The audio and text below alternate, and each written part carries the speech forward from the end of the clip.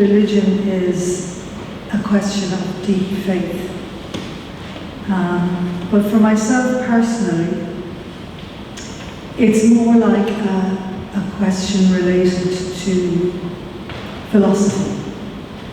And I'm reading this book at the moment called On the Calculation of Volume. It's a Danish book by a woman whose name I can't pronounce.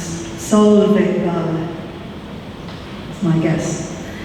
And in it she describes, it's a novel, but the character wanders into a university one day and into a lecture on philosophy.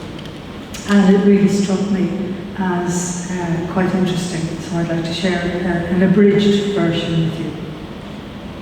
She writes, "He believed that philosophy was in a tight spot, but its most vehement critics were, and should remain, philosophers themselves. That philosophy must constantly be put to the test, that it must seek to challenge itself, to break off pieces of itself, to throw tomatoes and eggs, gifts and Gordian knots in all directions, at others and at itself.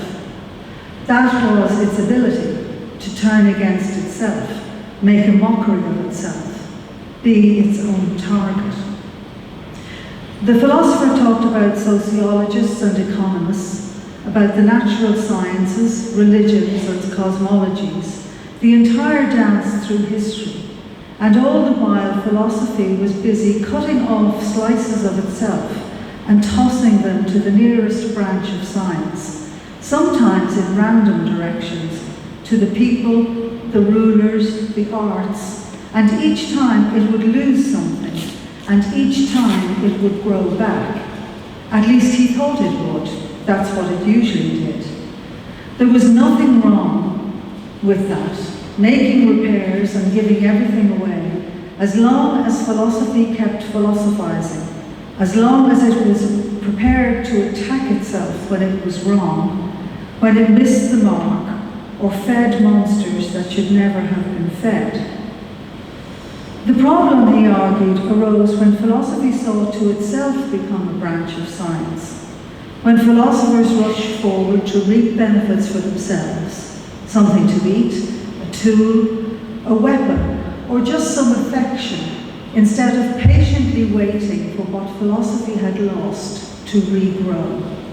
Like a bride, he said, who tosses her bouquet to the guests, but then dives into the crowd to catch it herself.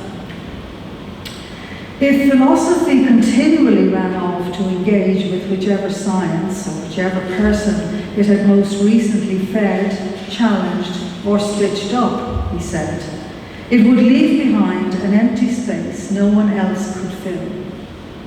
Or perhaps not simply an empty space, because that was precisely what philosophy offered, a place from which the bouquet could be tossed.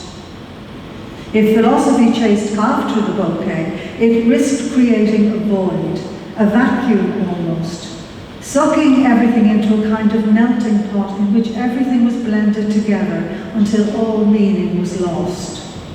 He believed that philosophy should stay put, contributing as it could, for without it all other fields would slowly wither, break down, lack oxygen, be reduced to sheer mechanics.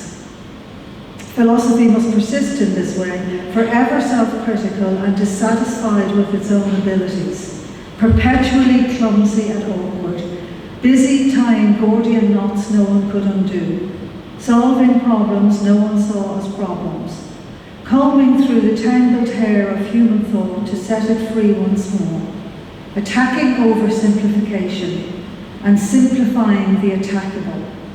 And so it had to be, continuously renewing its vain attempts at certainty, wondering and searching, uncouth and utterly unabashed."